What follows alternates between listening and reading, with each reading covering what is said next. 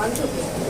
కానీ ఇతను ఐడియా అయితే బాగానే ఉంది, కానీ ప్రైమరీ స్కూల్కి అది ఎంత ఉపయోగం ఏంటనేది మేడం గారికి ఆ టీం అంతా కూడా దేవుని యొక్క ఆశీస్సులు ఉండాలని కోరుకుంటున్నా.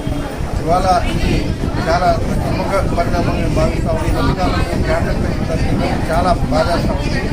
ముఖ్యంగా చాలా ఎక్కువ కూడా ఈ మధ్య కేసులు పెరుగుతూనే ఉన్నాయి. ముందుగానే దాన్ని రాకుండా నివారించడానికి ఇలాంటి కార్యక్రమం చేస్తుంది.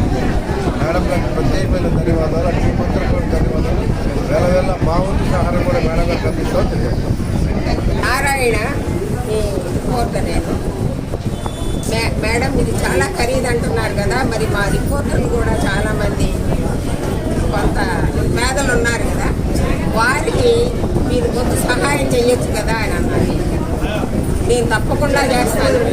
గత 30 సంవత్సరాల నుంచి మీరు నేను ఇచ్చిన ప్రతి కార్యక్రమానికి వచ్చారు. నా వంతుగా ఒక 50 మందికి మొదటి డోసు, రెండో డోసు మీ ఆర్గనైజేషన్ ద్వారా వస్తే తప్పకుండా వేయిస్తానన్నాను. మీలో ఎవరైనా ముందుంటే, అది నాకు మీ ఆర్గనైజేషన్లో ఎవరు ఏంటనేది తెలియదు కాబట్టి మీరు తప్పకుండా నారాయణ మరి మీ ఆర్గనైజేషన్ ఏదైతే ఉందో దాని ద్వారా వస్తే 50 మంది వరకు నేను ఇస్తానని చెప్పాను. 50 మందికి పైన అయితే మాత్రం first dose, second dose MLA గారిని అడుగుతారో మరి మీరు ఎవరు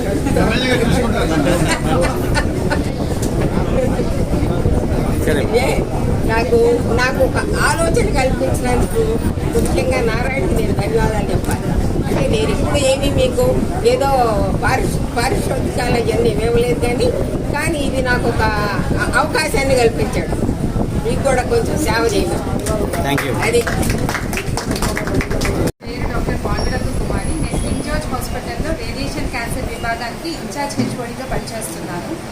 మొన్న ఫిబ్రవరి 4న వరల్డ్ క్యాన్సర్ డే చేసుకున్నప్పుడు మేము సర్వైకల్ క్యాన్సర్కి ఒక ప్రోగ్రామ్ కండక్ట్ చేసినప్పుడు చైతన్య సేవంతి వాళ్ళ organization madam doctor Sherin madam వచ్చారు. అప్పుడు సర్వైకల్ క్యాన్సర్ అంటే గర్భసంచి ముఖద్వార క్యాన్సర్కి మేము అవగాహన ఇచ్చాము. ఆ రోజు మేడం ఇన్స్పైర్ అయ్యి వాళ్ళ ఆర్గనైజేషన్ వాళ్ళ పిల్లలందరికీ వ్యాక్సిన్ ఇవ్వడానికి ముందుకొచ్చారు. అది చాలా గొప్ప విషయం అండి. అందరికీ ఫ్రీగా ఇప్పిస్తున్నారు.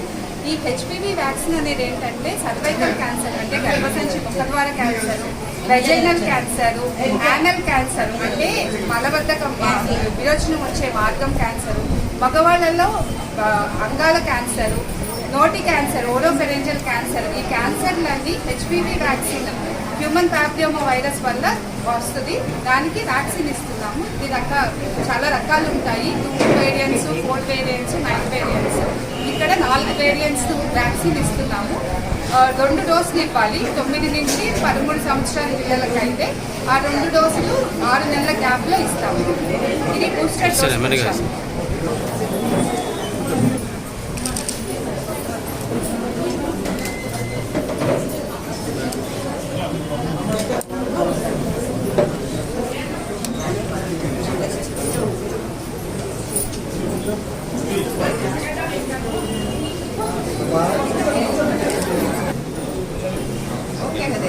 మా ఆహ్వానాన్ని మన్నించి మనకు కొత్తగా ఎలక్ట్ అయిన ఎమ్మెల్యే గారు వంశీకృష్ణ శ్రీనివాస్ యాదవ్ గారు ముఖ్య అతిథిగా మన ఈ కార్యక్రమానికి ఇచ్చేసినందుకు,